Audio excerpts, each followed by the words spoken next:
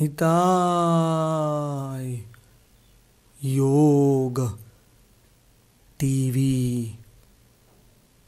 Behold the spiritual world. अगर थोड़ा सा आप अपने छात्र जीवन के बारे में भी, स्टूडेंट लाइफ को अगर थोड़ा सा बच्चों के साथ शेयर करेंगे अपने कुछ अनुभव, तो वो बच्चों के लिए बहुत उपयोगी भी होंगे और ये इनकी जो जिज्ञासा है आपके प्रति वो भी थोड़ी सी पूर्ण होगी। तो इसी के साथ अब ये आगे का कार्यक्रम स्वामी जी के हाथ में देने के पहले मैं विजयम नायर जी से अनुरोध करूंगा, जो हमारे स्कूल की टीचर है, यहाँ पर आइए विजयम नायर जी।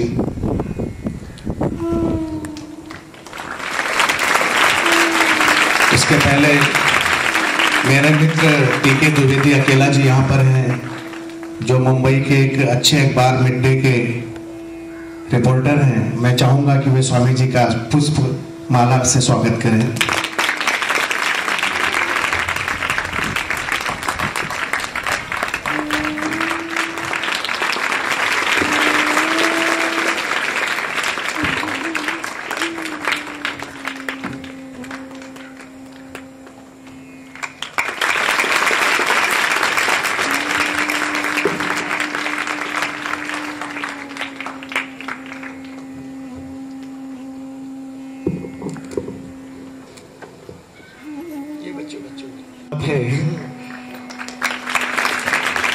बच्चों की तरफ से, और जो फूल आपके पास है आप लोग डालना चाहें तो यहाँ वहां से डाल सकते हैं बच्चे। जो ये लाइन में लड़कियां बैठी वो फूल यहाँ डाल दीजिए। जिनके पास गुलाब के फूल हैं वो बाद में मैं सबको बुलाऊंगा, आप लोग लाके वो फूल डाल दीजिए। एक एक करके आ जाओ। ऐसे डालो उसको, ऐसे डालो, हाथ से डालो, पूरा डालो, भेजो महाराज के पास तक। सब चलो आओ, वन बाय वन आ जाओ।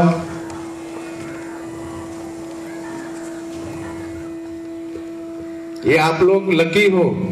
मैं जिस स्कूल में पढ़ता था वहां इस तरह स्वामी जी हम लोगों को नहीं मिल पाए थे। आप लोग लकी हो कि आपको स्टूडेंट लाइफ में इस तरह से महान विभूतियों के दर्शन हो रहे हैं और उन्हें सुनने का अवसर मिल रहा है।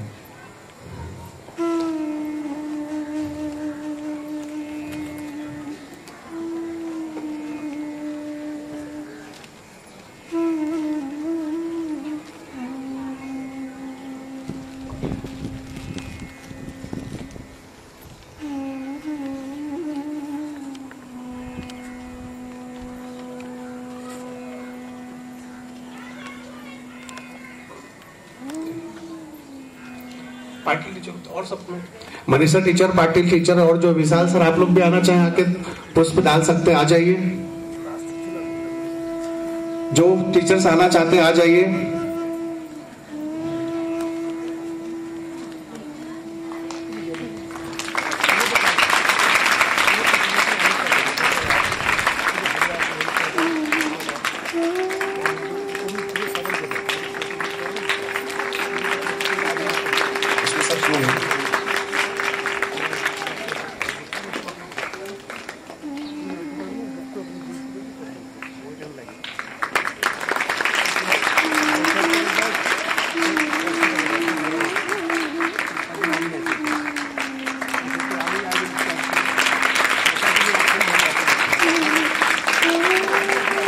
इस छोटे से स्वागत कार्यक्रम के बाद मैं स्वामी जी से अनुरोध करूंगा कि बच्चों को मार्गदर्शित करें स्वामी जी।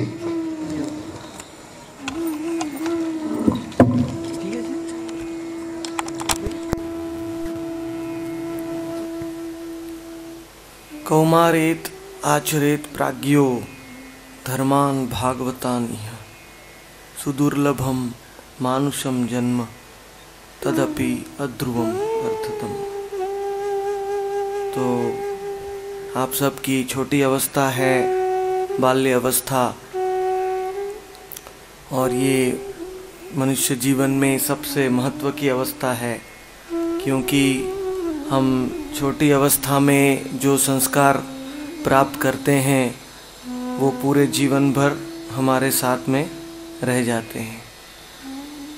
जैसे कि मिट्टी नरम होती है तो उसके ऊपर आप छाप लगा सकते हैं, लेकिन पत्थर जब कड़क हो जाता है तो उसके ऊपर कुछ निशान नहीं रह पाते। तो जैसा कि रमाकांत जी ने कहा कि आप सब बहुत भाग्यवान हैं कि ऐसी स्कूल में पढ़ते हैं जहाँ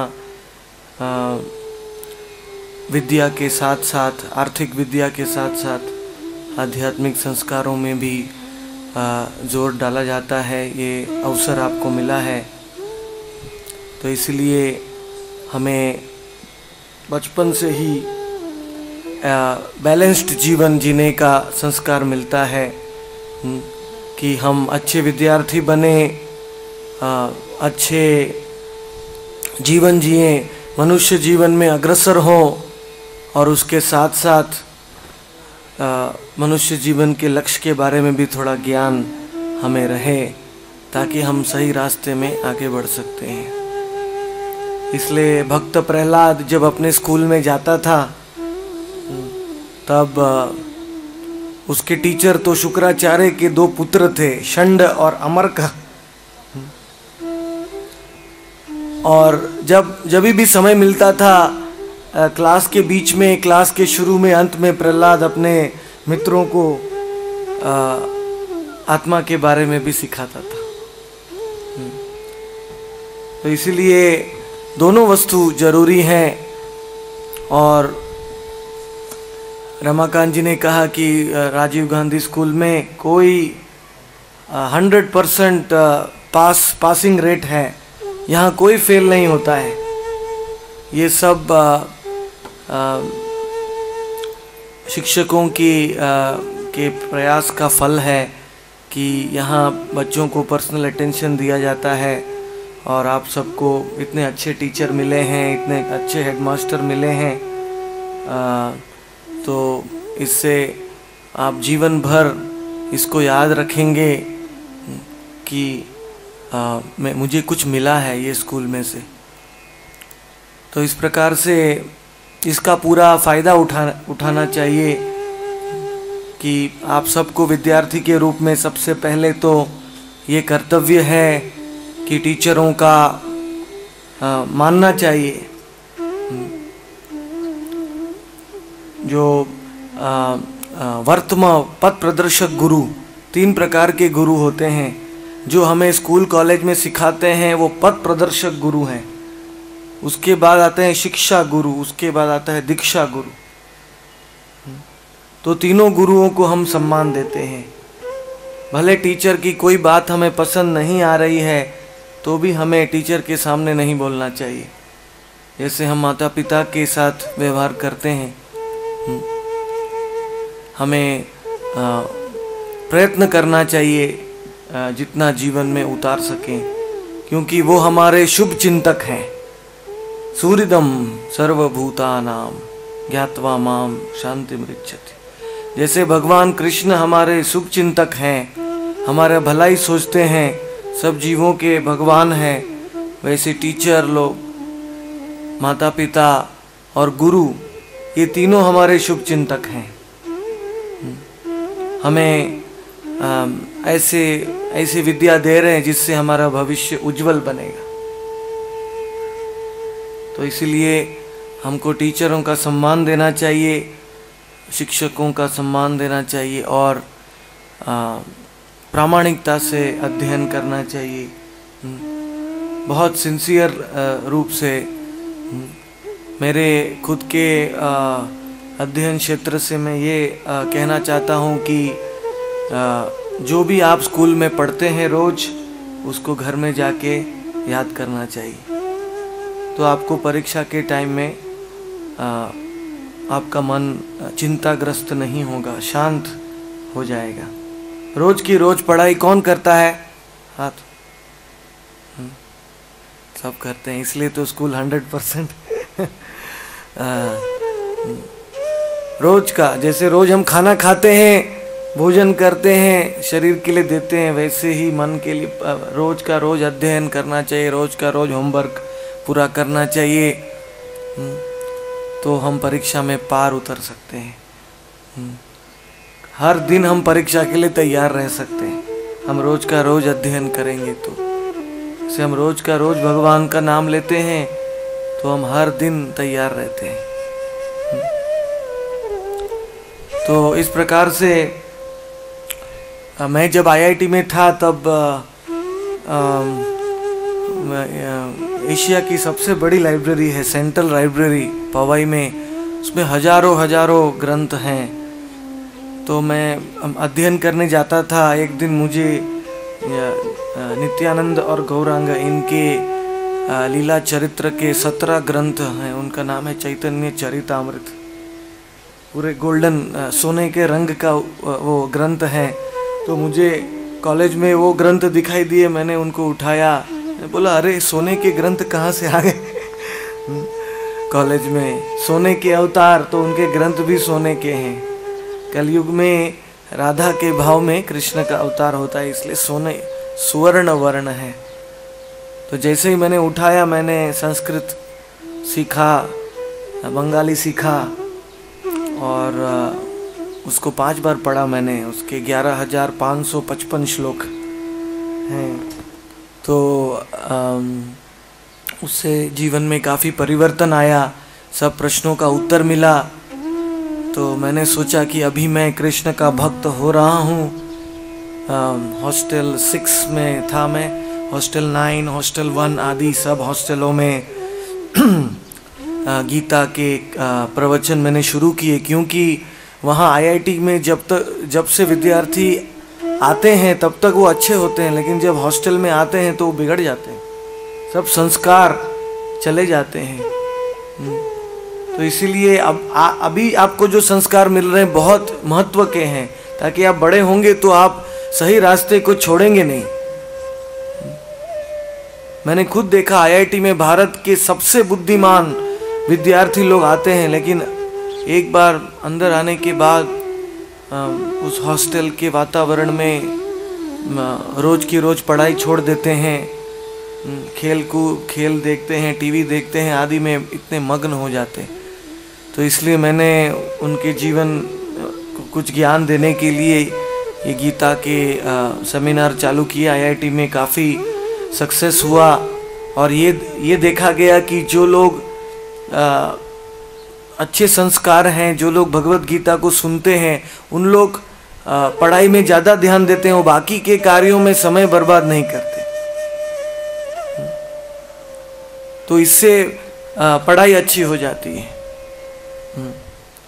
जैसे मैं जब आईआईटी में था और ये ज्ञान दे रहा था और खुद भी मैं पढ़ाई कर रहा था विद्यार्थी के रूप में, तो मैं अपने ही डिपार्टमेंट में फर्स्ट नंबर आ रहा था। मेरा कोर्स था MSc integrated course, 5 years, 12th के बाद डायरेक्टली 5 इयर्स का कोर्स होता है आईआईटी में, जिसमें सब इंजीनियरिंग कंबाइंड होती हैं। तो उसमें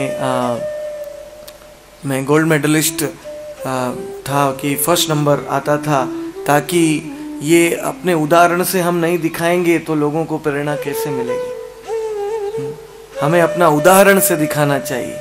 फिर सब लोग मुझे आके पूछते थे, अरे आपकी विद्या का क्या सीक्रेट है? तो मैं उनको गीता के बारे में बताता। खाली गीता के बारे में बताने से, खाली जीवन में उतारने से हमको उदाहरण स्थापित करना चाहिए। आचरण ये बहुत जरूरी है।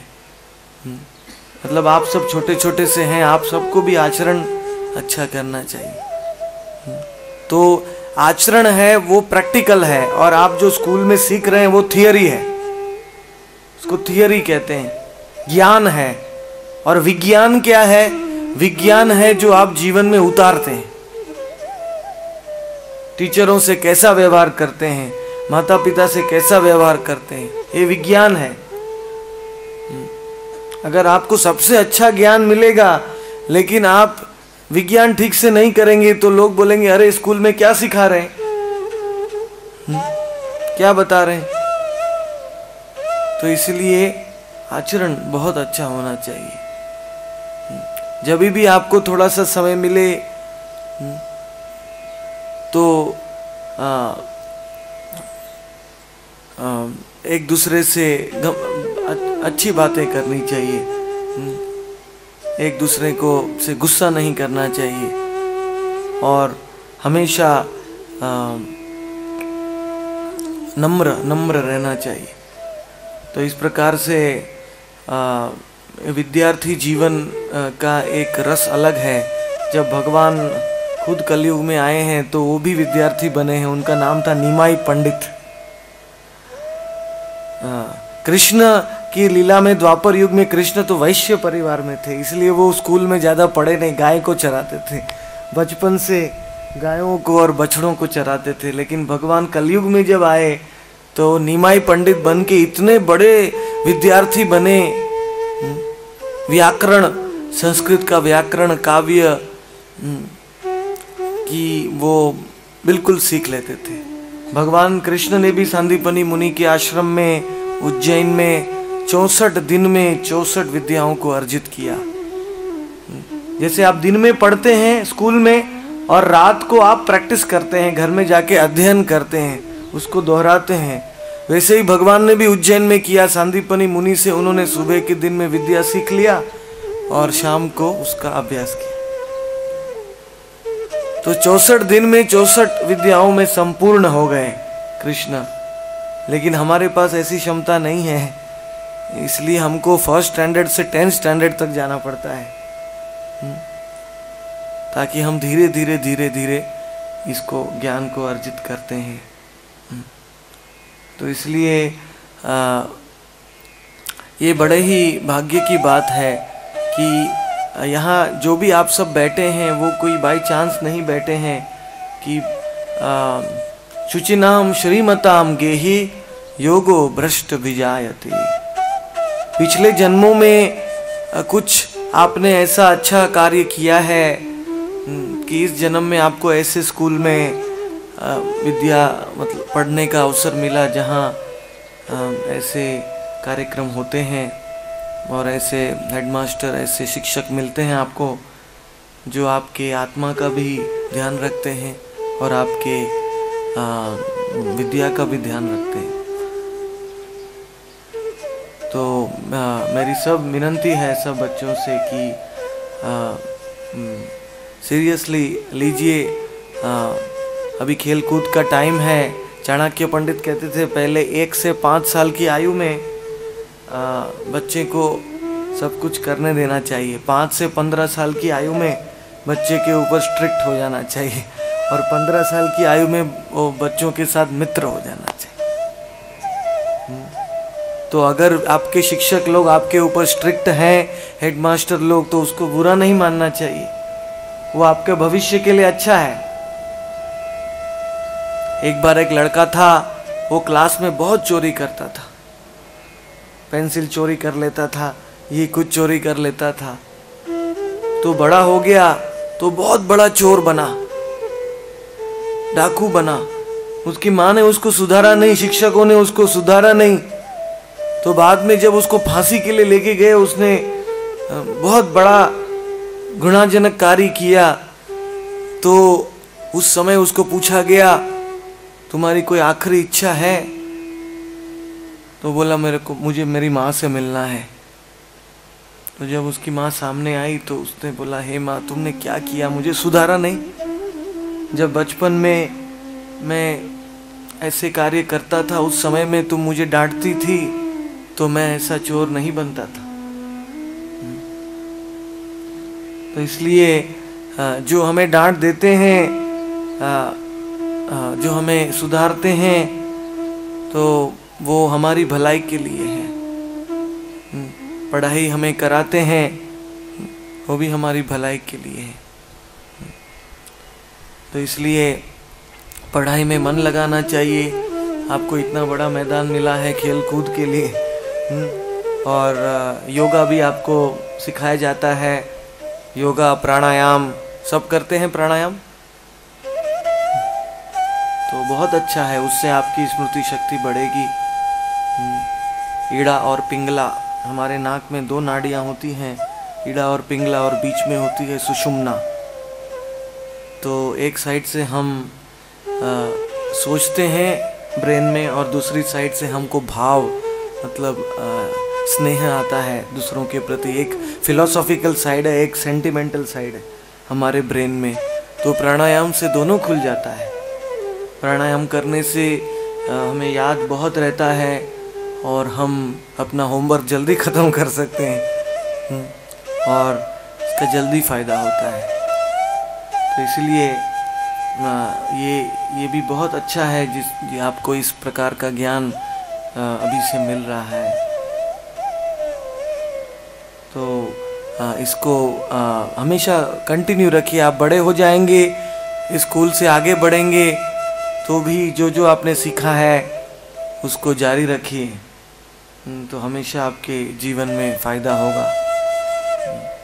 उसी प्रकार प्रहलाद भी अपने बालकों को यही सिखाता था कि सुदुर्लभम मानुषम जन्म। जैसे रमाकांत जी ने कहा, हम तो बड़े हो गए, मुझे तो ये ज्ञान IIT में मिला जब ऑलरेडी मैं 19-20 साल का था। तो कभी कभी मुझे लगता है कि मैं छोटे बालक बचपन से ही अगर दोनों करता था आध्यात्मिक ज्ञान तो और कितना अच्छा होता। तो इसलिए हमारा जीवन तो काफ़ी बीत गया है, लेकिन आप सबका तो जीवन काफ़ी अभी शुरू हो रहा है, काफ़ी बाकी है। तो इसलिए सुदुर्लभम मानुषम जन्म, अभी हमें चांस है आप सबके पास कि इस जन्म में अपने माता पिता की सेवा कीजिए, अच्छी विद्या अर्जन कीजिए, अच्छा सुविधाएं प्राप्त कीजिए और उसके साथ साथ आत्मा को भी जानिए, परमात्मा को भी जाने और ये गीता को ज्ञान भी जीवन में उतारिए। तो इस प्रकार से मुझे बहुत आनंद हो रहा है कि मैं आप सबको संबोधन कर पा रहा हूँ, क्योंकि इंग्लिश में कहा गया है child is the father of man. Child is the father of man, मतलब अगर छोटी उम्र से अगर बच्चों को अगर ये संस्कार दिए जाते हैं तो आगे चल के पूरा भारत बड़ा ही समृद्धिवान बन सकता है। केवल भौतिक समृद्धि नहीं, आध्यात्मिक समृद्धि भी, क्योंकि भारत जो देश है वो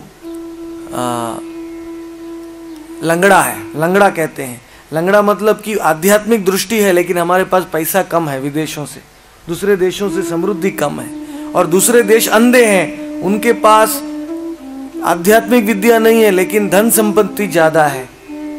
तो पूरी पृथ्वी को अच्छी तरह से चलाने के लिए जब लंगड़ा व्यक्ति अंधे व्यक्ति के ऊपर चढ़ जाता है तो लंगड़ा व्यक्ति अंधे व्यक्ति को दिखाता है ऐसे जाओ ऐसे जाओ ऐसे जाओ, तो दोनों साथ में चल सकते हैं ठीक से। उसी प्रकार भारत में जन्म लेके अगर हमने हमारे स्कूल के विषयों के साथ साथ गीता को समझा तो हम पूरे विश्व को दृष्टि दे सकते हैं, हम पूरे विश्व को मार्गदर्शन दे सकते हैं। पूरा विश्व में ये विषय नहीं है।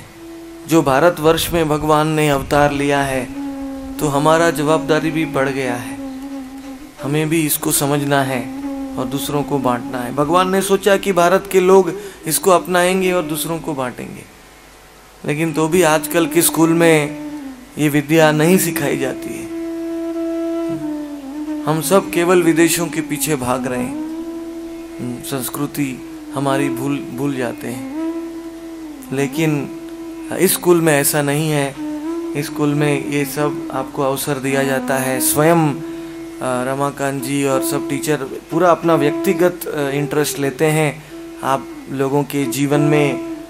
केवल खाली हिस्ट्री, ज्योग्राफी और बायोलॉजी ये सिखा के उनका काम अंत नहीं है। कैसे आपको अच्छा इंसान बनना है वो भी बताया जाता है। जैसे आज के कार्यक्रम का यही उद्देश्य है। तो इसका पूरा फ़ायदा आप सब उठाइए और अपने शिक्षकों को सम्मान दीजिए और अच्छी पढ़ाई कीजिए, और इस प्रकार से आप आगे बढ़ सकते हैं। प्रश्न उत्तर का कुछ रखेंगे? हाँ। कल हमने भागवत कथा में ध्रुव की लीला देखी थी। ध्रुव, बालक ध्रुव 5 वर्ष का था और उसने जीवन में यश इसीलिए प्राप्त किया कि उसका दृढ़ निश्चय था। ध्रुव शब्द का अर्थ होता है दृढ़ निश्चय। जो ध्रुव तारा होता है वो कभी हिलता नहीं है, एकदम दृढ़ रहता है। तो छोटे ही आयु से अगर हम दृढ़ निश्चय रहेंगे कि मुझे पढ़ाई करनी है, मुझे एग्ज़ाम में अच्छे मार्क लाना है, मुझे माता पिता की सेवा करनी है और मुझे आत्मा और भगवान को जानना है, ये सब इच्छा में हम दृढ़ हो जाएंगे तो हमें यश मिलेगा, सक्सेस मिलेगा जीवन में। और स्पेशली बचपन से, छोटी आयु से जब आप पढ़ाई करते हैं तब बहुशाखा अनंतस्य बुद्धयो अव्यवसायिना। आप ज़्यादा टीवी देखेंगे, ज़्यादा अपने मन को इधर उधर भटकने देंगे तो फिर पढ़ाई में मन नहीं लगेगा। इसलिए सब कुछ समभाव से करना चाहिए। गीता में कहा है कि युक्त आहार युक्त विहारस्य युक्त कर्म सचेष्टसु। भोजन करते हैं वो भी युक्त मात्रा में कीजिए, टीवी देखते हैं वो भी युक्त मात्रा में दीजिए, सो जाते हैं वो भी युक्त मात्रा में कीजिए, सब कुछ युक्त मात्रा में कीजिए, जितना जरूरी है उतना ही कीजिए। मन को ज़्यादा भटकने मत दीजिए। अमेरिका में तो आप अभी नया रिसर्च आया, उसमें पता चला कि छोटे बच्चे लोग टीवी में हर महीने में 2-3 हजार कत्ल को देखते हैं, आतंकवाद को देखते हैं, पाप को देखते हैं। तो कैसे संस्कार होंगे उनके मन के ऊपर? आजकल मतलब सब यही हो गया है। तो ऐसे टीवी में ऐसे वस्तु देखिए जिससे आपके संस्कार बढ़ेंगे। अच्छी रामायण, महाभारत और समाचार और ऐसी धार्मिक या ऐसी जिससे नेशनल ज्योग्राफिक आदि जिससे आपका ज्ञान बढ़ेगा, वैसी वस्तु देखिए। और जिस वस्तुओं से हमको ज़्यादा उत्तेजित किया जाता है, ज़्यादा खराब संस्कार होते हैं और विशेष करके हमारा संग खराब होता है, उससे हमें बचना चाहिए। छोटी आयु में, स्कूल की आयु से चालू होता है। सबसे मुख्य है हमारा संग। जैसा संग वैसा रंग। तो ऐसे मित्र चुनिए जो मित्र आपको मदद करेंगे पढ़ाई में। ऐसे मित्र चुनिए जो आपको अच्छी बातें बताएंगे। ऐसे मित्र चुनिए जो आपको संस्कार देंगे। ऐसे मित्र मत बनाइए जो आपको खराब कार्य में ले जाएंगे, आपके माता पिता से दूर ले जाएंगे। ऐसे मित्र मत चुनिए। नहीं तो माता पिता और शिक्षक लोग कितना भी आपके परिश्रम करेंगे, आपको विद्या सिखाएंगे, आपको ज्ञान देंगे, लेकिन आपको अगर संग अच्छा नहीं मिलेगा, अगर आपका संग खराब है, मित्र खराब है, तो सब पानी में मिल जाएगा। इसलिए मित्रता अच्छी होनी चाहिए, एक दूसरे को अच्छी बातें बतानी चाहिए और स्कूल में जो सीखा है उसकी चर्चा करनी चाहिए। माता पिता को कैसे सेवा करना है उनकी चर्चा करनी चाहिए, आत्मा की चर्चा करनी चाहिए। तो इस प्रकार से आप अच्छा संग में रहेंगे तो आप अच्छा इंसान बनेंगे। और ये संग, इस आयु का संग बहुत ही महत्व का है।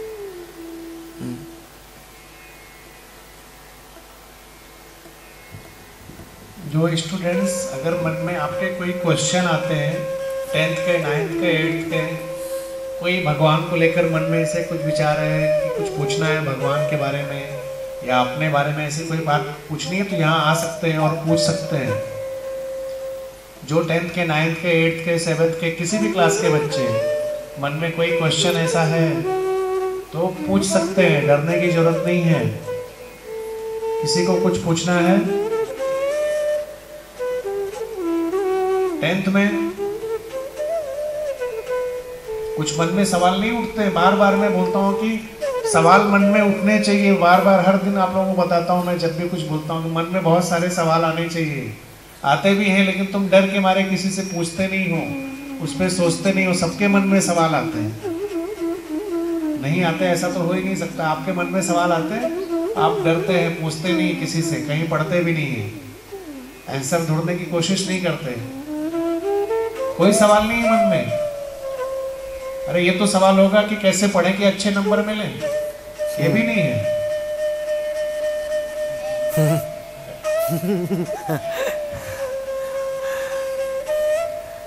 वीरेंद्र प्रजापति यहाँ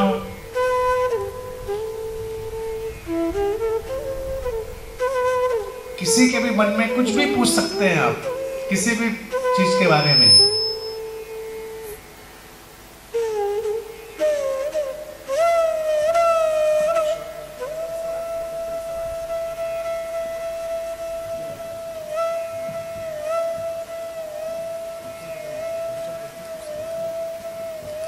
So what is the significance behind your inspiration, behind your success?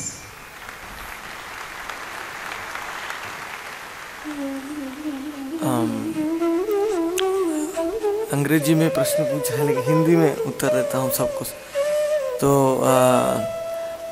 Success या जीवन में यश प्राप्त करने के लिए दो वस्तु हैं, अपना प्रयास और भगवान की कृपा। दोनों चीज़ जरूरी हैं। आप खाली प्रयास करेंगे, भगवान की कृपा नहीं होगी तो सक्सेस नहीं मिलेगा। भगवान की कृपा होगी लेकिन हम प्रयत्न नहीं करेंगे तो सक्सेस नहीं मिलेगा। इसलिए कहा है कि God takes 100 steps if you take 1 step। तो हमें तो प्रयत्न अपना पूरा करना है। माँ कर्म फल हेतुर्भु माँ संगोस्त्व स्वकर्मणि, कि हमें इतनी अच्छी तरह से पढ़ाई करनी है और बाद में जो रिजल्ट है वो भगवान के ऊपर छोड़ देना है, तो हमको सक्सेस मिलेगा। क्योंकि हमने हमारा कर्तव्य पूरा किया है तो निश्चित रूप में रिजल्ट अच्छा आएगा। तो देने वाले तो भगवान हैं।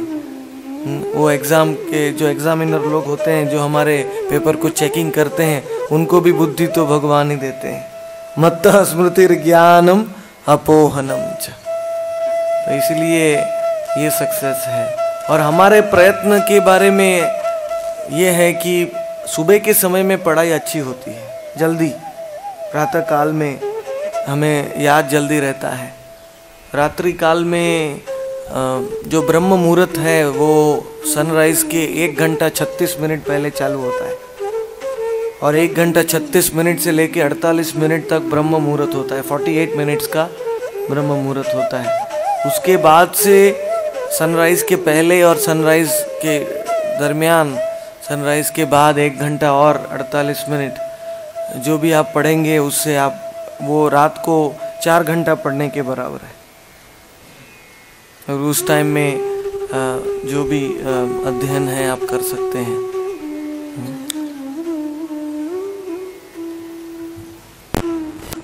10th वाले मैं सुबह क्यों बुलाता हूँ समझ में आया ना? सारे स्कूल 7:30 बजे शुरू होते हैं लेकिन मैं 10th वालों को 6 बजे बुलाता हूँ। आप समझ में आ गया ना? मेरे कहने से शायद नहीं समझ में आता रहा होगा। तो आज स्वामी जी ने बता दिया कि 1 hour 36 मिनट पहले और बाद में 48 मिनट, और लगभग उसी टाइम में थोड़ा सा कम हो जाता है, उसी टाइम में आप लोगों को बुलाता हूँ। लेकिन फिर भी 4-5 बच्चे डेली टाइम से नहीं आते। क्यों बुलाता हूँ आप समझ गए? और किसी गर्ल्स को किसी को पूछना है, संकोच मत करो, ऐसा मौका नहीं मिलेगा। Sir, how did you came up to this post?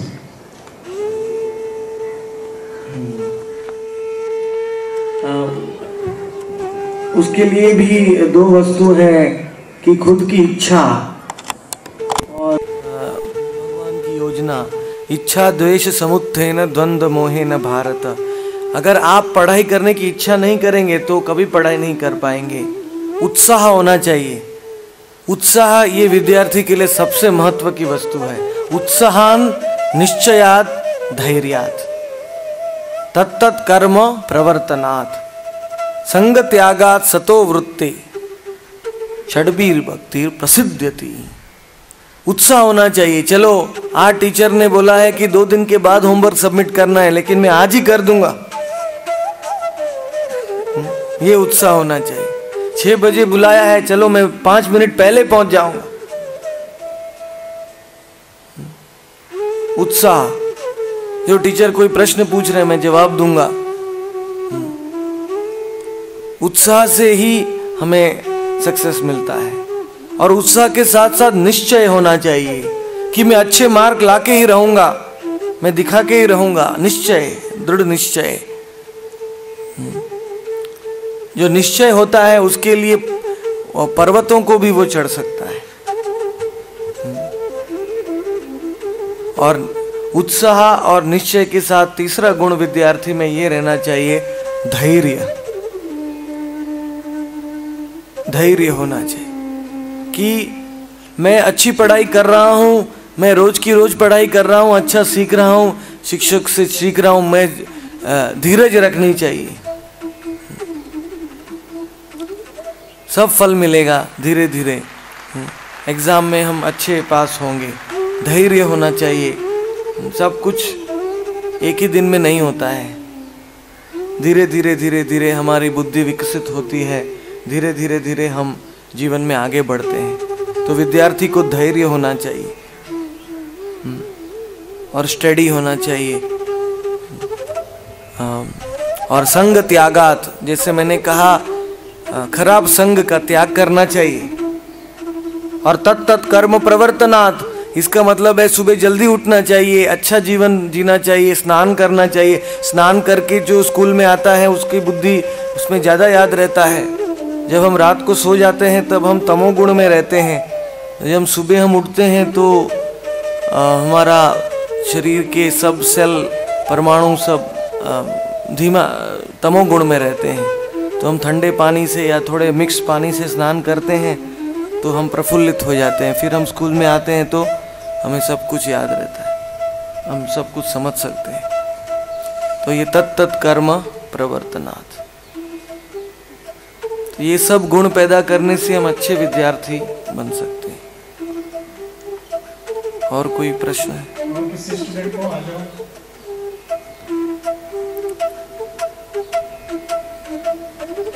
दूसरा, आप लोग घर पे जाना तो अपने पेरेंट्स को, जिनके पेरेंट्स नहीं आते हैं उनको बोलना 6 बजे से 9 बजे के बीच में यहाँ कथा होती है, आकर सुन सकते हैं। सब काम की ही बातें होती हैं।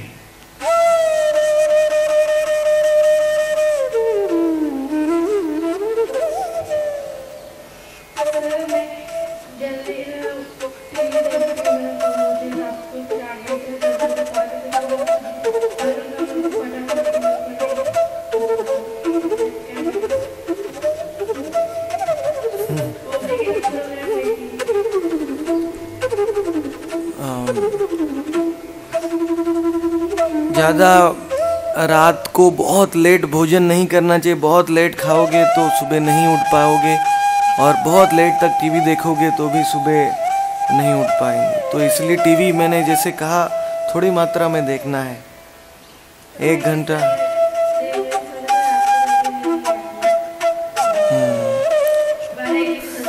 तो इसलिए आयुर्वेद में कहा है कि दिन में हमें केवल 20 मिनट सोना चाहिए। उसको नैप कहते हैं, नैप इंग्लिश में। हिंदी में क्या कहते हैं? हाँ, नैप। नैप यानी 20 मिनट झपकी लगा दो। छोटे बच्चे होते हैं तो ज़्यादा सोना चाहते हैं दिन में, लेकिन झपकी लगाना चाहिए दिन में 20 मिनट, 25 मिनट, आधा घंटा। उससे ज़्यादा हम सो जाएंगे तो रात को हम जल्दी नहीं सो पाएंगे, फिर सुबह जल्दी नहीं उठ पाएंगे, और उसके कारण फिर हमारा सुबह का समय, जो मूल्यवान समय है, वो चला जाएगा।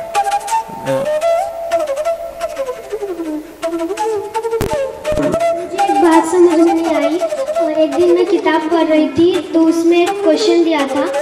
क्वेश्चन ने एक कहानी दिया था जिसका मतलब मुझे समझ में नहीं आया। उसमें था कि कि एक व्यक्ति एक नए गांव में शिफ्ट हो रहा था, तो उस व्यक्ति का उस गांव का सरपंच को ढूंढ रहा था, वो नहीं मिल रहा था।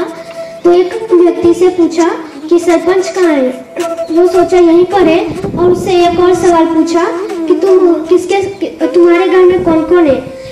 वो बोला, मेरे घर में मेरी पत्नी है, मेरे बच्चे, मैं हूँ, और मेरे बूढ़े मम्मी पापा को मैंने अपने साथ ही रखा है। उतने में एक दूसरा व्यक्ति भी आया, उससे यही सवाल पूछा। उसने बोला, मेरे घर में मेरी पत्नी, मेरे बच्चे और मैं हूँ, हम लोग अपने माता पिता के साथ ही रहते हैं। तो इसमें गलत और सही क्या है?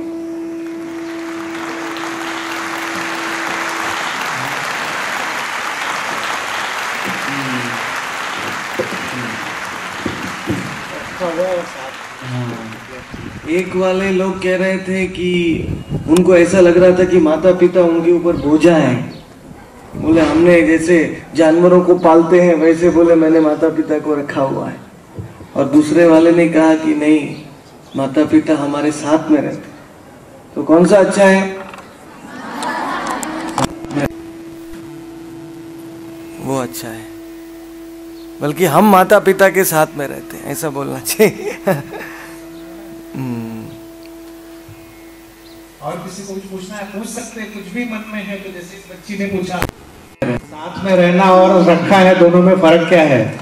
इस तरह से आप सबके मन में 5th वाले 6th वाले भी पूछ सकते हैं। कुछ मन में क्वेश्चंस नहीं रहते?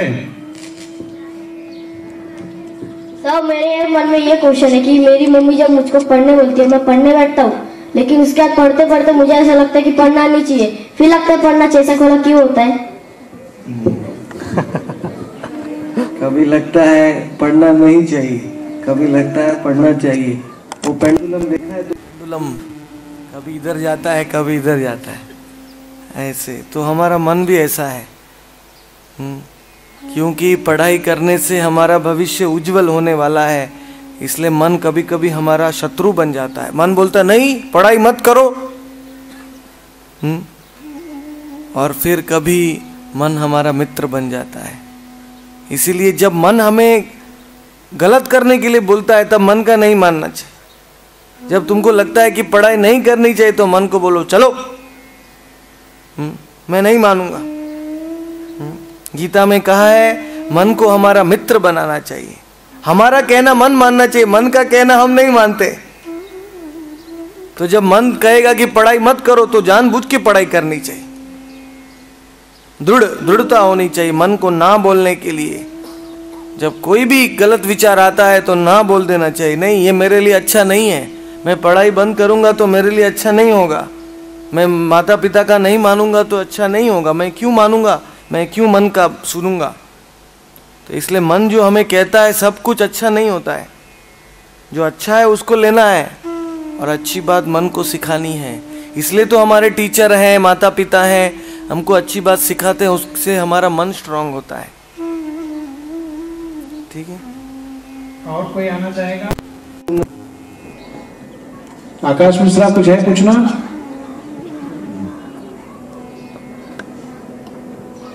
किसी के मन में कोई भी सवाल, जैसे देखो इस बच्चे ने कितनी ईमानदारी से कहा, कितनी ईमानदारी से कहा। तुम लोग सोचोगे अरे ऐसा बोल देंगे पढ़ने में मन नहीं लगता तो सर क्या बोलेंगे, लेकिन उसने सच बोला। ऐसे सच बोलने की भी हिम्मत हमेशा रखनी चाहिए। मन में अगर इस तरह की हिम्मत है सच बोलने की तो जो समस्याएं आएंगी उसके रास्ते भी निकल जाते हैं। लेकिन जब बोलोगे नहीं आप तो कैसे निकलेंगे? है कोई क्वेश्चन? सर आप IIT गोल्ड मेडलिस्ट है, तो आपने ये लाइन क्यों चुना?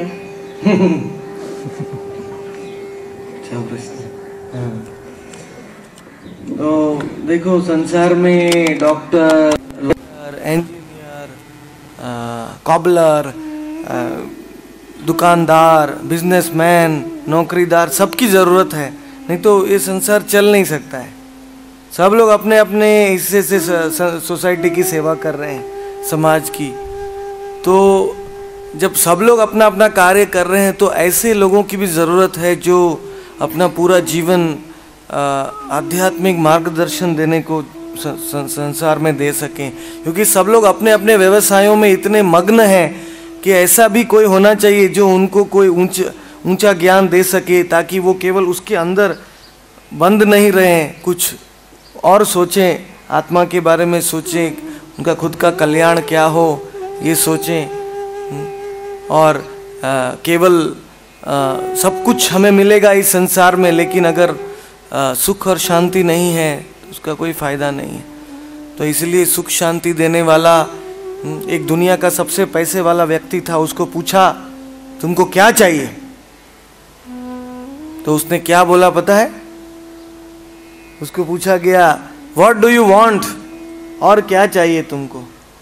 तो उसने बोला I want more, I want more, मुझे और चाहिए, मुझे और चाहिए।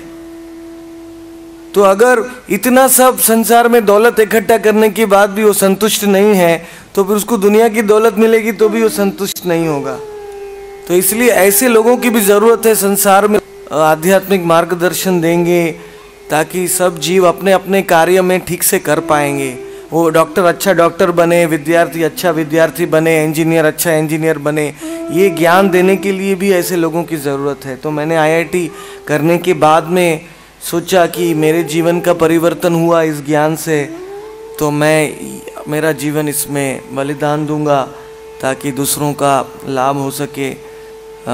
मेरे छोटा परिवार, मेरे माता पिता और वो भी दादर माटुंगा में रहते हैं, तो उनकी आज्ञा से मैंने ये आध्यात्मिक संन्यास लिया ताकि मैं दूसरे जीवों को भी मदद कर सकूं आत्मा के स्तर में, और उनके शंकाओं का समाधान करके उनके जीवन की क्वालिटी को सुधार सकूं दूसरे की। जैसे मेरे जीवन का सुधरा है वैसे उनका भी अब कर सकूं। इसलिए मैंने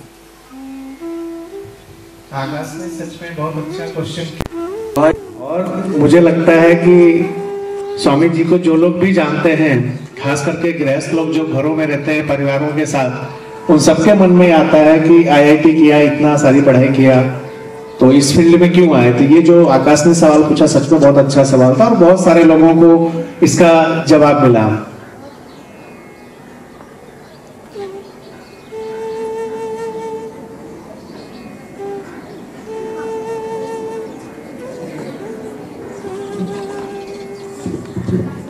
सर, आप यहाँ इस जगह पे हैं, आपके मम्मी पापा आपको क्या बनाना चाहते थे?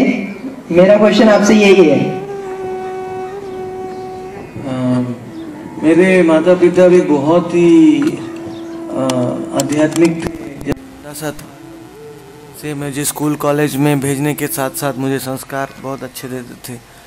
तो कभी कभी तो घर में भजन कीर्तन चलता था तो मैं खुद ही समाधि में, मतलब छोटे बचपन से ही मुझे इसके प्रति बहुत आकर्षण था, क्योंकि ये आध्यात्मिक वस्तु है वो एक जन्म से नहीं होती है, ये कंटिन्यू होता है।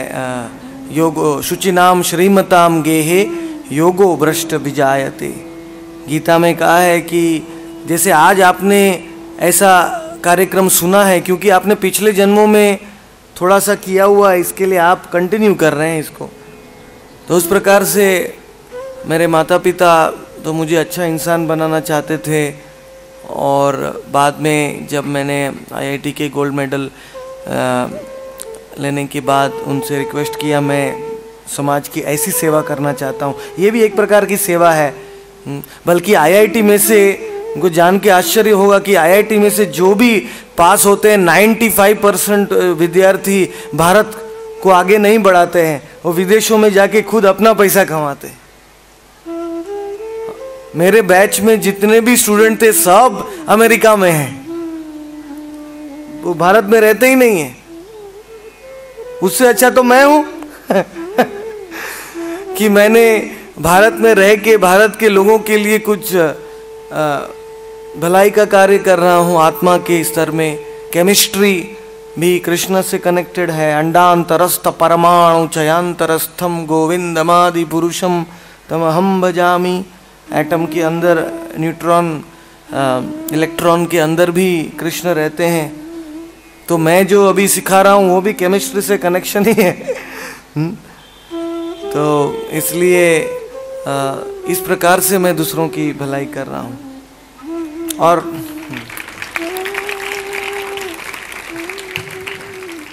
सर ऐसा क्यों? पैसा कमाने के चक्कर में अपने देश को भूल जाते हैं सब लोग।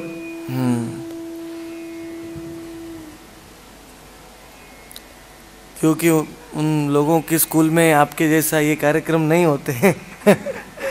उनको पता कैसे चलेगा कि क्या करना चाहिए क्या नहीं करना चाहिए। Money is Honey. अंग्रेजी में कहावत है, सब कुछ तो धन है, पैसा है, तो पैसे के लिए वो सब खुद को बेच देते हैं, देश को बेच देते हैं, सब करते हैं, क्योंकि उन संस्कार नहीं मिलते हैं उनको। इसलिए वही संस्कार देने के लिए तो मेरा प्रयोजन है कि जितने हो सके उतनी मात्रा में लोगों को ये ज्ञान मिले, ताकि ये संस्कार मिले, ताकि वो अपने नैतिकता को, अपने मोरालिटी को बेचे नहीं। अच्छे आजकल बड़ी बड़ी कंपनियों में भी आपको नौकरी चाहिए तो वो लॉयल्टी देखते हैं। आप पूछ सकते हैं, गौर हरिदास प्लेसमेंट करते हैं सबको कि अगर आप एक कंपनी में 3 महीना रहेंगे फिर दूसरी नौकरी में चले जाएंगे, वहाँ ज़्यादा पैसा मिलेगा, तो फिर धीरे धीरे कोई कंपनी आपको लेगा नहीं, क्योंकि आप एक जगह में रहते ही नहीं। तो इसलिए ये इंटेग्रिटी होनी चाहिए, नैतिकता होनी चाहिए ना बोलने के लिए।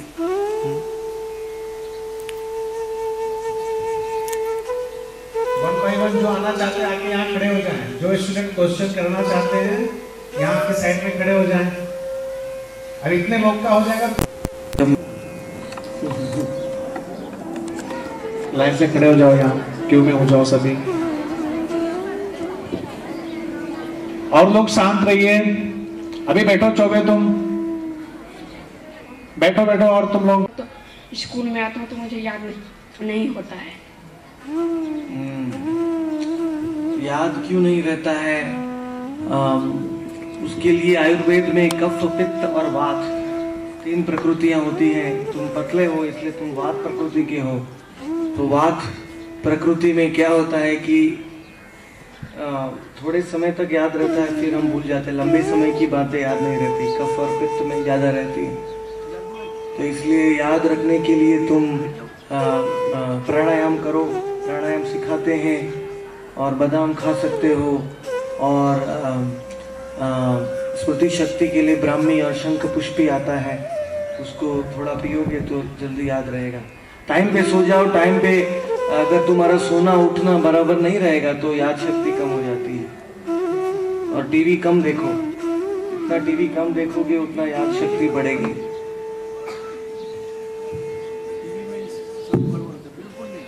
सर मुझे ऐसा क्या करना चाहिए जो मैं हर हमेशा मेरा दिमाग बोर्ड पर है?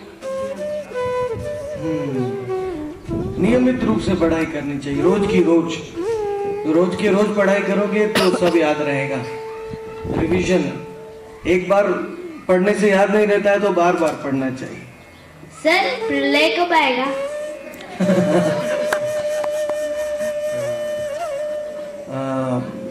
भागवत में 4 प्रकार के प्रलय हैं। आत्यंतिक, नैमित्तिक, पूर्ण नैमित्तिक, प्रागल्भ, ऐसे 4 प्रकार के प्रलय हैं। एक प्रलय है वो एक मनवंतर, 2 मनवंतर के बीच में आता है। 71 चतुर्युग, ये सतयुग, त्रेता युग, द्वापर युग और कलयुग का एक चक्र में 43,20,000 साल होते हैं। और ऐसे 71 चतुर्युग बीत जाते हैं, फिर प्रलय आता है, छोटा प्रलय। फिर बड़ा प्रलय आता है जब 1000 चतुर्युग बीत जाते हैं, तब बड़ा प्रलय आता है। और अंतिम प्रलय आता है ब्रह्मा के 100 साल पूरे हो जाते हैं। आत्यंतिक प्रलय, जब पूरा ब्रह्मांड ही भगवान विष्णु के रोम रोम में वापस चला जाता है। वो 311 ट्रिलियन ईयर्स में एक बार आता है।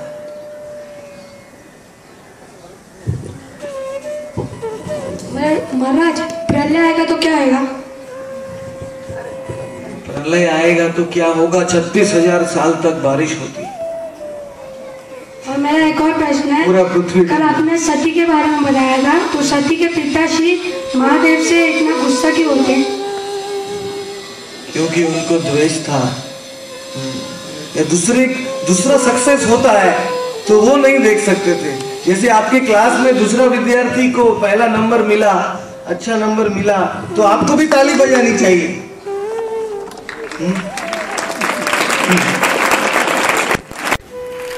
अगर आप उससे द्वेष करेंगे, अरे ये मेरे से आगे हो गया, चलो मैं इसको दबाता हूं, तो ये अच्छा नहीं है। द्वेष नहीं, कोई आगे बढ़ रहा है तो हमको खुशी होनी चाहिए, तो हम भी आगे बढ़ेंगे।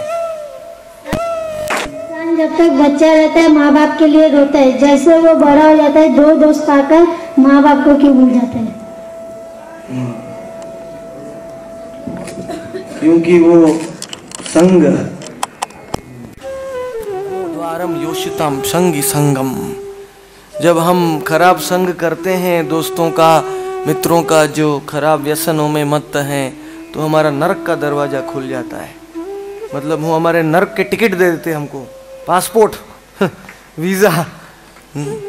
तो इसलिए हमें अच्छा संग, सबसे कोई भी संग करो उसके पहले टीचर को पूछो, माता पिता को पूछो, ये मेरा मित्र अच्छा है कि नहीं, मैं इसका संग करूं कि नहीं।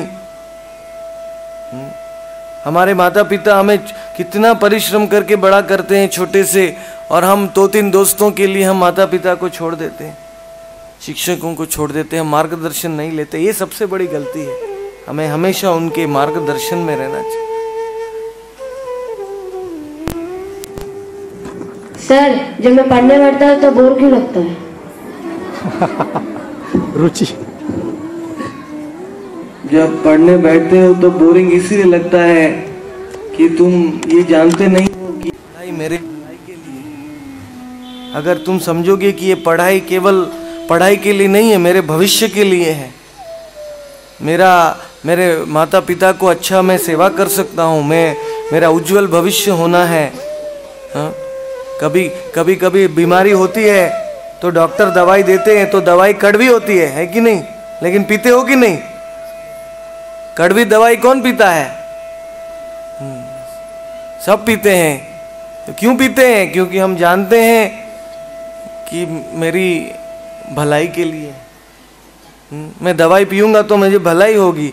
उसी प्रकार पढ़ाई में बोर हो या कुछ भी हो, लेकिन जानना है कि ये मेरी भलाई के लिए है, ये अच्छा है मेरे लिए, मुझे पढ़ाई करनी चाहिए।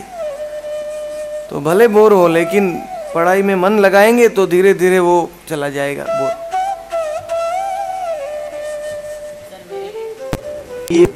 कुछ और बनना चाहता हूँ, मैं कुछ और बनना चाहता हूँ, मैं कौन सा रास्ता चूज करूँ अपने लाइफ के लिए? उसके लिए आप अपने माता पिता को लाके मिलाइए हेडमास्टर जी से, शिक्षकों से, और डिस्कस करेंगे आपको क्या करना है। बताइए अपने शिक्षकों को, फिर वो अपने माता पिता से बात करेंगे जिनको इसके बारे में आगे ज्ञान है कि आगे की कौन सी फील्ड अच्छी है, आजकल क्या चल रहा है, कौन सी फील्ड में आपको ज़्यादा यश मिल सकता है, आगे बढ़ सकते हैं। वैसे किसी ज्ञानी व्यक्ति से आप माता पिता को मिलाइए, और तो माता पिता उनका समझेंगे। कभी कभी माता पिता क्या है, बच्चों का जल्दी मानते नहीं है, बोलते अरे मैंने बच्चे को छोटे से बड़ा किया, अभी मुझे ही सिखा रहा है। तो कभी कभी माता पिता बच्चों का मानते नहीं है। उसके लिए माता पिता को ऐसे लोगों के पास ले आइए जो जानते हैं फील्ड के बारे में, वो माता पिता को समझा सकते हैं। अगर आप सही हैं तो वो माता पिता को समझाएंगे। तो दूसरे लोग खड़े थे, आगे और किसी को कुछ पूछना है?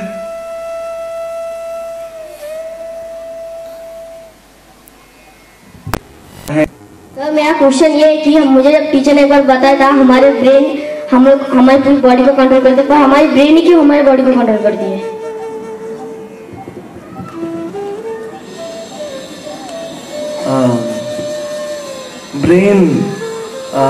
ब्रेन में सेरिब्रल फ्लूइड है, जिससे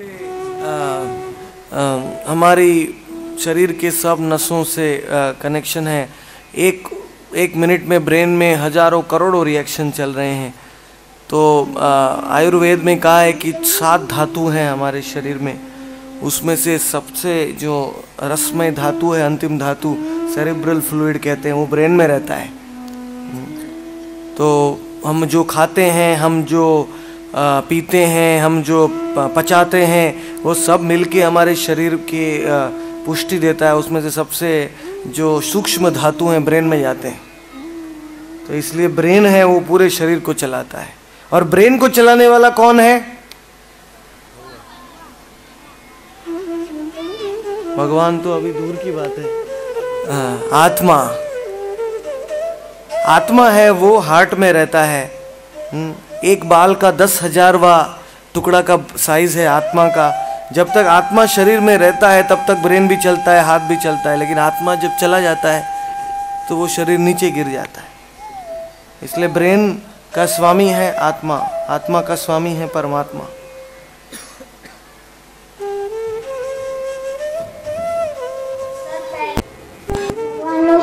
तपस्या करते थे तो उनको भूख नहीं लगती थी। निद्राहार विहार काद विजितो चात्यंत दीनो। तो पहले पुराने जमानों में, सतयुग में, त्रेता द्वापर में हवा ही इतनी शुद्ध थी कि वो हवा का सांस लेने से उनको शरीर में पोषण मिलता था। अभी तो हवा भी प्रदूषित हो गई है। सब्जी में, शाक में, अन्न में सब केमिकल फर्टिलाइज़र डाल दिए गए हैं। उस टाइम में थोड़ा सा अल्प आहार करने से बहुत शरीर को पोषण मिलता था। और जो लोग प्राणायाम आदि करते हैं, कुंभक प्राणायाम करने से 6 महीने तक सांस भी नहीं लेते हैं। तो हिमालय में अभी भी योगी लोग हैं जो 2000-3000 साल जीते हैं, क्योंकि वो सांस को रोक के रखे हैं। 6 महीने में एक बार सांस लेते हैं। तो जितना हम सांस, हमारे जीवन में हमारा सांस नंबर फिक्स है कि 10 करोड़ सांस लेना है, 100 करोड़ सांस लेना है। तो सांस को ही स्लो कर देंगे तो हम बहुत लंबा जिएंगे। और जो व्यक्ति आध्यात्मिक आत्मा को देखता है, वो ऑलरेडी उसको आत्मा से पोषण मिलता है। शरीर का पोषण कम मिलेगा तो भी उसको प्रॉब्लम नहीं। मैं पढ़ता हूँ तो मेरे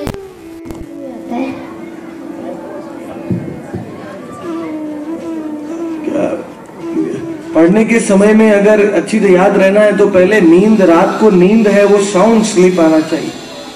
साउंड स्लीप, नींद अच्छी आती है तो ज्यादा भी नहीं सोना चाहिए, कम भी नहीं सोना चाहिए।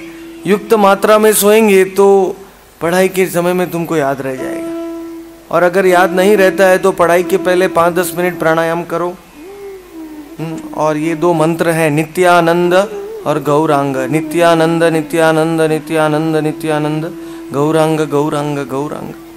ये 2 मंत्र को लेने से तुम्हारा याद शक्ति बढ़ जाएगा।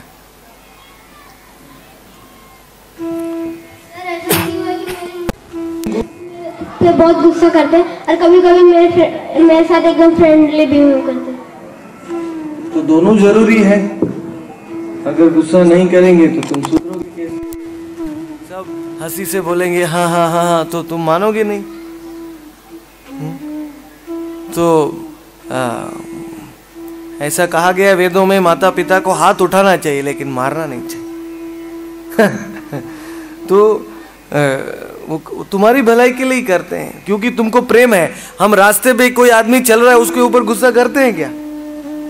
नहीं करते। वो तुमको अपना मानते हैं इसलिए तुम्हारे ऊपर गुस्सा कर, सुधारने की।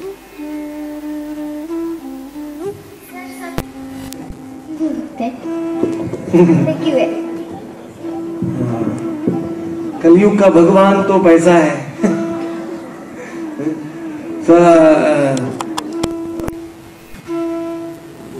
उससे संसार के सब सुख मिल सकते हैं पैसे से, इसलिए सब पैसे के पीछे। दूसरे एक क्वेश्चन बस, अभी संख्या ज्यादा हो गई है। एक क्वेश्चन जवाब भी वापस नहीं, खाली एक ही क्वेश्चन सबको पूछना। चलो दूसरे कौन है? सर ऐसे क्यों होता है? अगर मम्मी पापा बोलते हैं ऐसे नहीं करने का तब भी करते हैं। जो मम्मी पापा कहते हैं उससे उल्टा करते हैं हम। ऐसा क्यों होता है? क्योंकि हमारा मन विद्रोह कर रहा है। मतलब कि हम ओबीडियंट नहीं है। ओबीडियंट यानी आज्ञाकारी बालक होना चाहिए। जो वो कहते हैं वो करना चाहिए। उनको ज्यादा अनुभव है, हमको कम अनुभव है जीवन में। हम तो छोटे हैं, उनको अनुभव ज्यादा है, उनका मानना चाहिए। नेक्स्ट। सर बचपन में हम लोग कुछ सोचते बड़े होके क्या बने, फिर बड़े होके सोचते कुछ और बनते। गुड। ऐसा क्यों होता है? क्योंकि इंग्लिश में दो वस्तु, डिजायर एंड डिजर्व, मतलब हम इच्छा करते हैं लेकिन हमें मिलता कुछ अलग है, हमारे पिछले कर्मों के अनुसार होता है। हम इच्छा कर सकते हैं लेकिन हमें वही मिलेगा जो पिछले कर्मों के अनुसार। हमें प्रयत्न पूरा करना चाहिए लेकिन जो मिलेगा वो तो भगवान के ऊपर। सर, 5 तुलसी के पत्ते खाने से क्या होते हैं? तुलसी का पत्र पहले तो आप पौधे से तोड़ के डायरेक्ट नहीं खाना चाहिए, भगवान को चढ़ाना चाहिए तो उसकी शक्ति बढ़ जाती है। आप तुलसी केवल भगवान के लिए है, हमारे लिए नहीं है, इसलिए पहले भगवान को चढ़ा के फिर वो 5 पत्ते खा सकते हो। और वो 5 पत्ते खाओगे तो वो तुलसी के तो कई फायदे हैं। तुलसी से कोई बीमारियां नहीं होती हैं, तुलसी से याद शक्ति बढ़ती है, सर्दी जुकाम चले जाते हैं, सब कुछ फायदा है। पर मेरा डांस का आदत छूटता ही नहीं, मेरा हाथ फ्रैक्चर हुआ, पैर फ्रैक्चर, पर मेरा डांस का आदत छूटता नहीं। मेरे पापा मारते, बोलते डांस नहीं करने का, डांस से हाथ पैर टूटता है, इसके लिए मेरा डांस की आदत नहीं छूटी। करते हो अलग करता हूँ। डांस भी अलग होते हैं। एक डांस होता है जो डिस्को डांस, और एक होता है भगवान के सामने डांस करना। तो डांस कर सकते हो लेकिन अच्छे के लिए करो डांस, अच्छी चीज के लिए डांस कोई मना नहीं करेगा।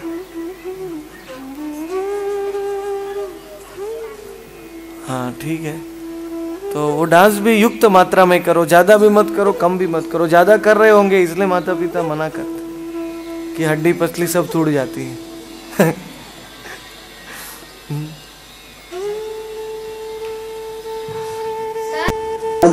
गला है, हाँ, जब पानी पीते हम लोग जब रोकना चाहते हैं गले के बीच में क्यों नहीं रुकता हो?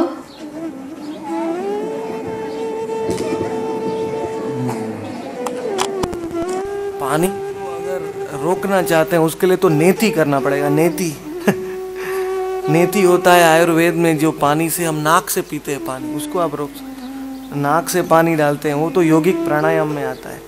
ये तो अगर आप पानी को बीच में रोक दोगे तो वो पानी है वो बोलने की नाड़ी में चला जाएगा, तो फिर आप बोल भी नहीं पाओगे। इसलिए हम बीच में रोकते नहीं है पानी को अंदर जाने। गॉड है कि नहीं है, पर है तो कहाँ है?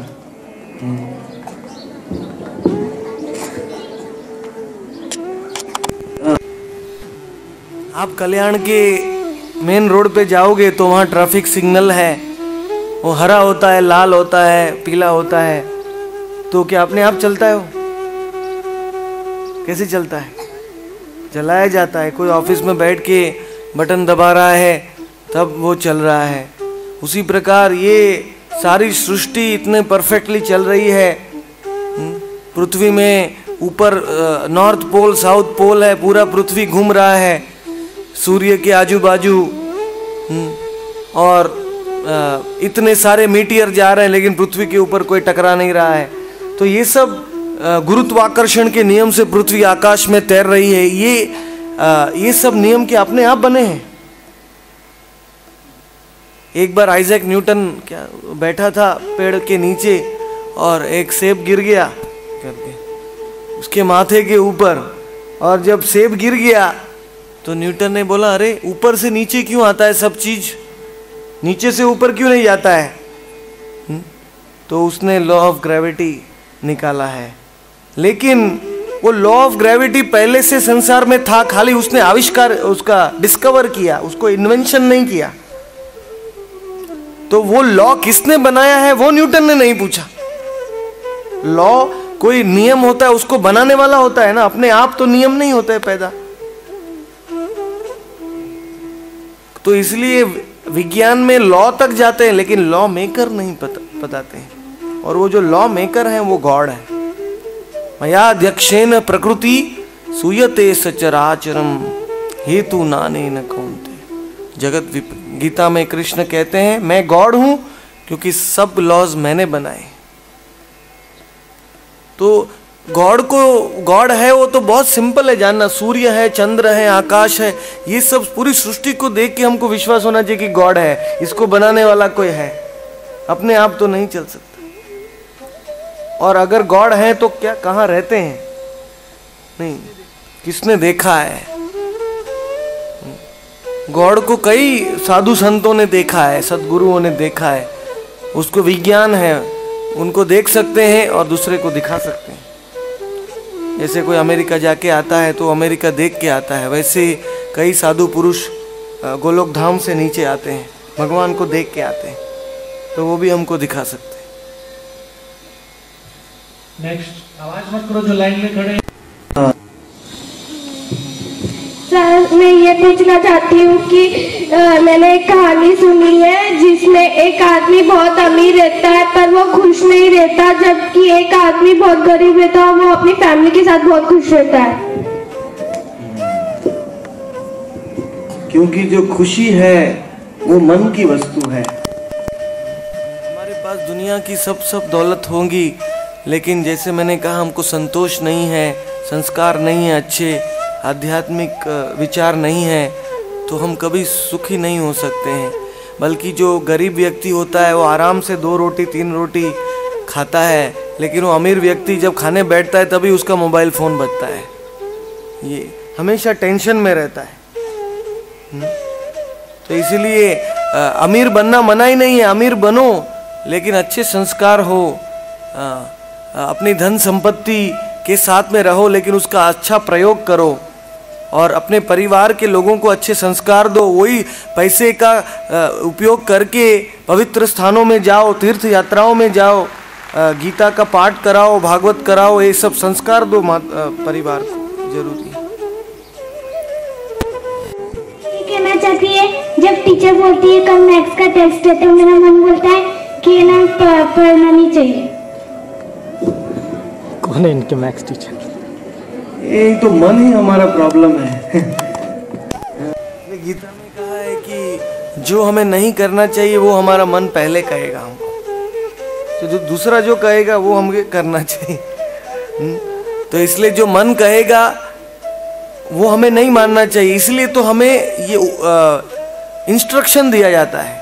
टीचर लोग क्या करते हैं, तुमको इंस्ट्रक्शन सिखाते हैं कि मन को हमेशा मानना नहीं है, जो अच्छा है वो करना है। मन कहेगा ये करो वो करो, तो पहले हमें सोचना है ये अच्छा है कि नहीं, इसको विवेक कहते हैं, फिर उसको करना।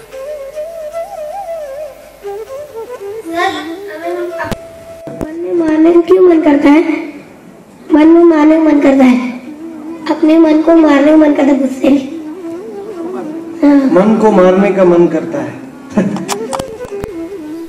ज्यादा हमें गलत विचार करता है तो मन को मारना चाहिए, लेकिन झाड़ू से मारना चाहिए। मन को सुबह पकड़ के उसको शांत कर देना चाहिए। मैं जो बोलूंगा वो ही करना, तुम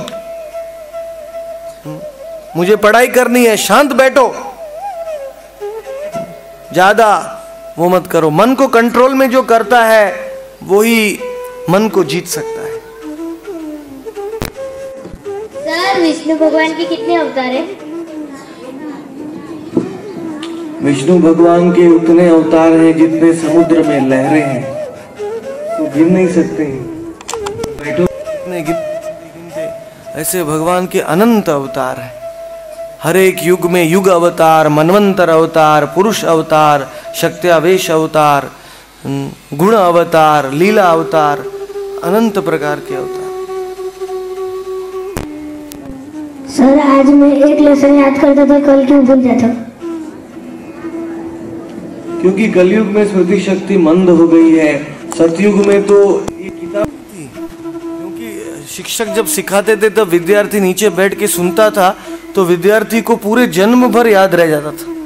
तो उसको किताब भी पढ़ने की जरूरत नहीं थी, टेक्स्ट बुक नहीं थी सत्ययुग में। तब विद्यार्थियों को श्रुतिधर कहा जाता था, हमेशा याद। लेकिन कलयुग में हमारी स्मृति कम हो गई है, इसलिए अगर याद नहीं रहता है तो दूसरी बार पढ़ो, बारंबार उसको रिपीट करो। 3-4 बार पढ़ोगे तो याद रह जाए। सर, मेरी दुख मेरे माँ बाप को क्यों देते? सर मेरे दुख मेरे माँ बाप को क्यों देते हैं? सर मेरे दुख मेरे माँ बाप को क्यों देते हैं? मतलब मैं कुछ करता हूँ तो मेरे माँ बाप क्यों झगड़ा करते हैं?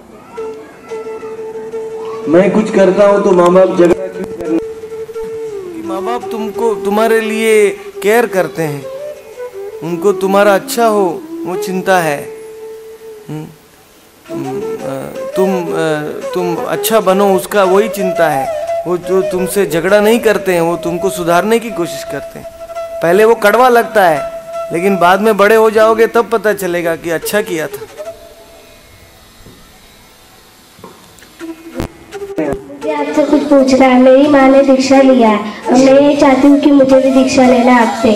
अगर मैं दीक्षा ली और दीक्षा का माला नहीं पड़ी तो उसमें क्या होगा? स्टूडेंट विद्यार्थियों के लिए तो दीक्षा में कोई नियम नहीं है। दीक्षा लेने के बाद रोज 5 माला नित्यानंद का और गौरांग का करना पड़ता है, जिससे केवल 5 मिनट लगता है। 5 या 10 मिनट, उतना तो नहीं कर पाओगी रोज। कर पाऊंगी, अगर कभी मिस्टेक हो गया तो उसमें तो चलेगा, कोई बात नहीं। दूसरे दिन डबल कर लेना।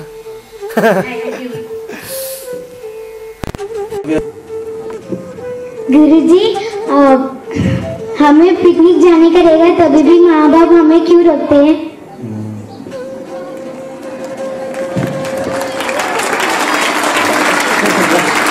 सभी के क्वेश्चन।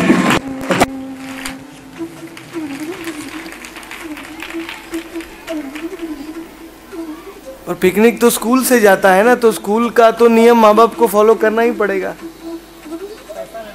पैसा देना पड़ता है।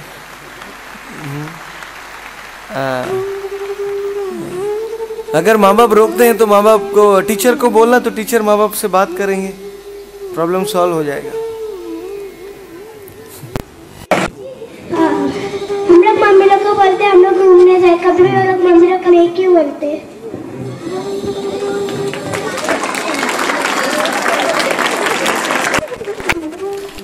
घूमने तो रोज ले जाना चाहिए बाहर।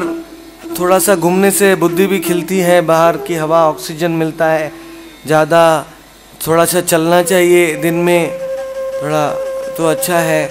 लेकिन आजकल बाहर के इलाके में आजकल सुरक्षित नहीं है, इसलिए माँ बाप ना बोलते हैं कि अकेले जाओगे तो कुछ हो जाएगा, तकलीफ़ है।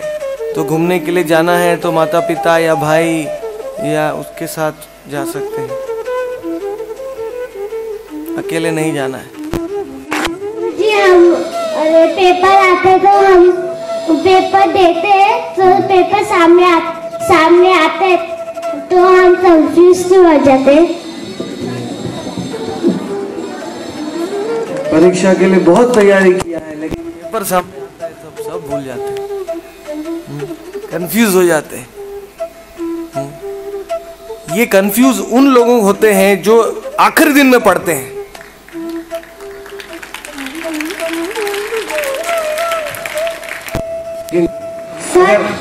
सर मैं चाहता हूँ कि मैं गुस्सा कैसे आता है और गुस्से पे ज्यादा कंट्रोल कैसे करें?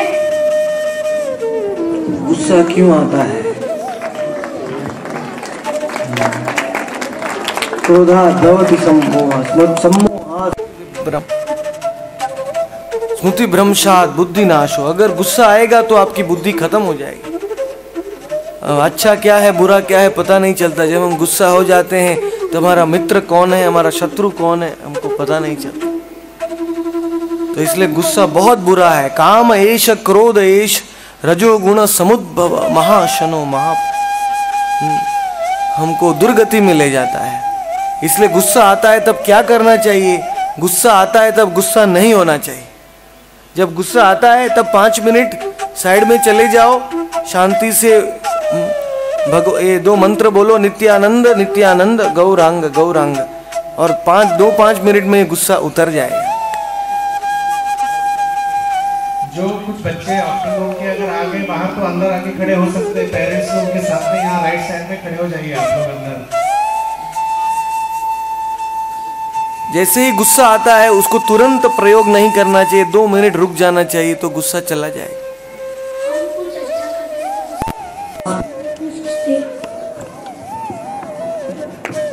हम अच्छा करते हैं लेकिन दूसरे लोग सोचते हैं ये बुरा कर रहे हैं, बुरा हो रहा है। हमें दूसरों को समझाना चाहिए जो हमारे निकट के हैं कि मैं क्या क्यों कर रहा हूँ, क्या कर रहा हूँ। और जो लोग ऐसे भी हमेशा बुराई करना चाहते हैं उनके बारे में तो हमें इतना चिंता नहीं करना चाहिए। अगर हम अच्छा कर रहे हैं तो दुनिया के लोग कुछ भी बोलेंगे, कुछ लेना देना नहीं। हमारे आत्मा के अंदर हम जानते हैं हम अच्छा करना चाहिए। टीवी नहीं देखते थे।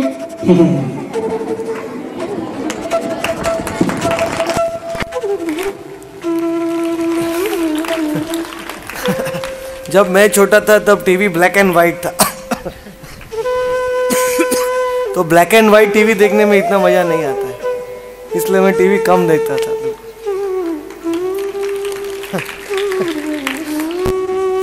सवाल हो गए। इस टीचर्स में कोई कुछ पूछना चाहता है? स्टाफ में?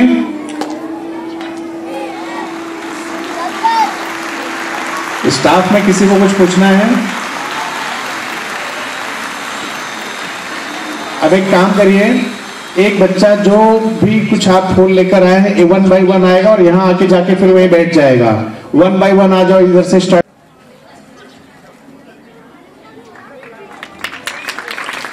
आओ, दूसरे आओ। फास्ट।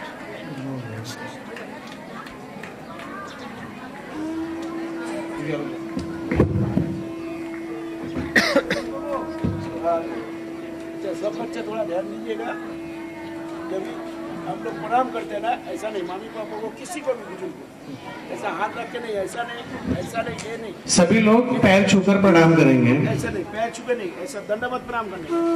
तो इसमें क्या है, भक्ति होता है, मन को शांति मिलता है एवं अच्छी बच्ची बनती है। दंडवत ऐसा प्रणाम करना। ठीक है, आ जाओ बच्चों। तो सब करने का, मामी पापा किसी को सर को, हर बच्चे सर को दंडवत करके निकालने का, तभी उसका बुद्धि भी अच्छा रहेगा और सर का सोचना भी अच्छा रहेगा। आ जाओ, 1 बाय 1 आ जाओ। अब जब वो लाइन से, इस तरफ से। तुम कहां से आके बेटा? उधर से आओ। आते जाओ, आते जाओ। इधर से लाइन लगाओ। नहीं, एक एक करके लाइन मत लगाए, आ जाएंगे।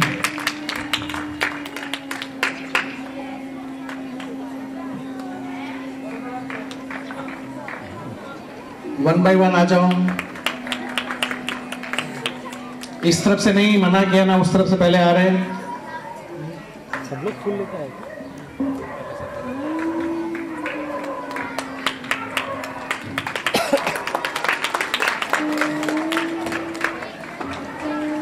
आ जाओ, थोड़ी स्पीड करो।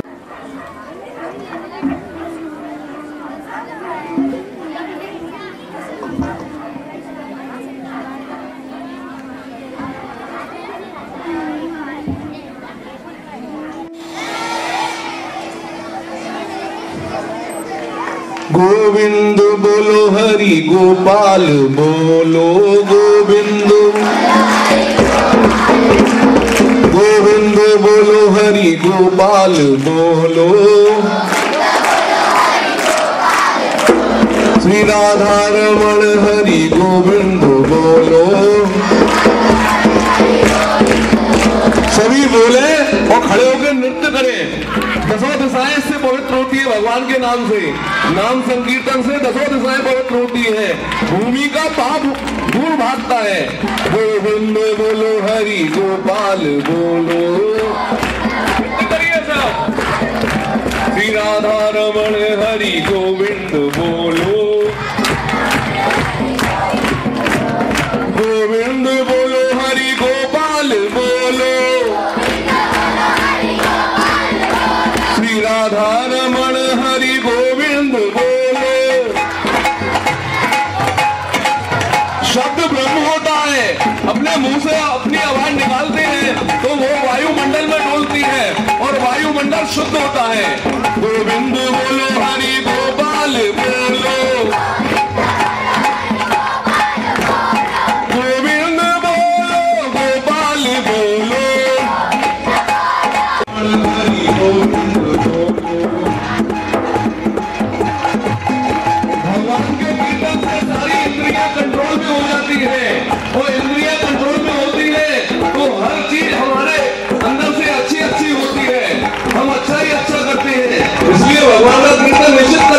करना चाहिए। गोविंद बोलो हरि गोपाल बोलो, श्री राधा रमण हरि गोविंद बोलो, गोविंद बोलो हरि गोपाल बोलो,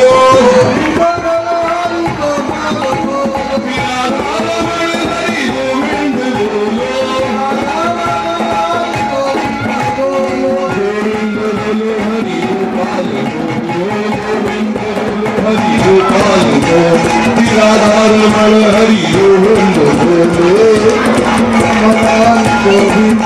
नृत्य करने से शरीर में स्वास्थ्य ठीक रहता है और इंद्रियां सब अच्छा कार्य करती हैं। गोविंद बोलो हरि गोपाल बोलो, गोविंद बोलो हरि गोपाल बोलो, बोलो राधा रमण हरि गोविंद बोलो, गोविंद बोलो गोपाल बोलो,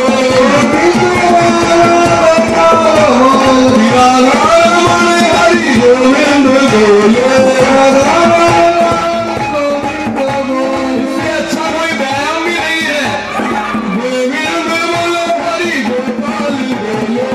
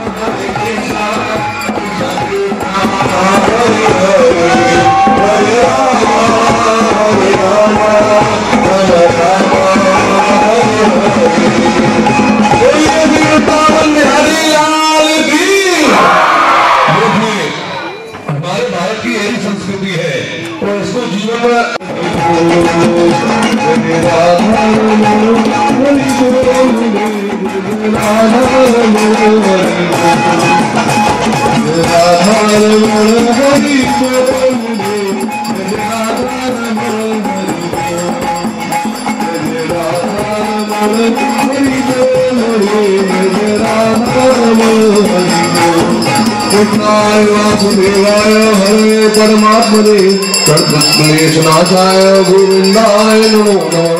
सच्चिदानंद रूपाय विश्वोत्पत्त्यादिहेतवे तापत्रय विनाशाय श्री कृष्णाय नंद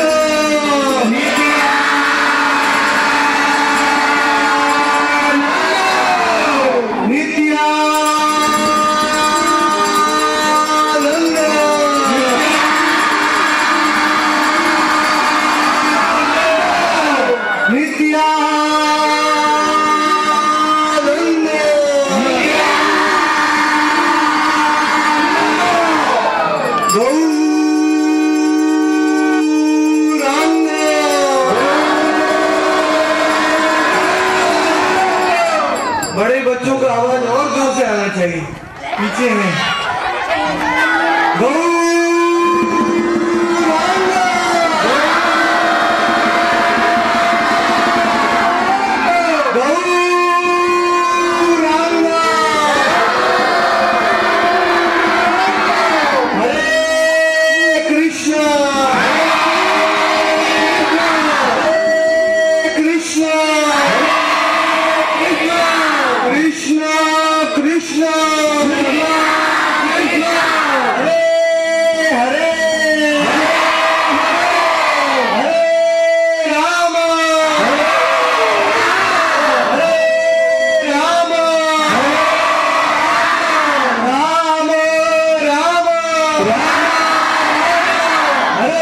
हरे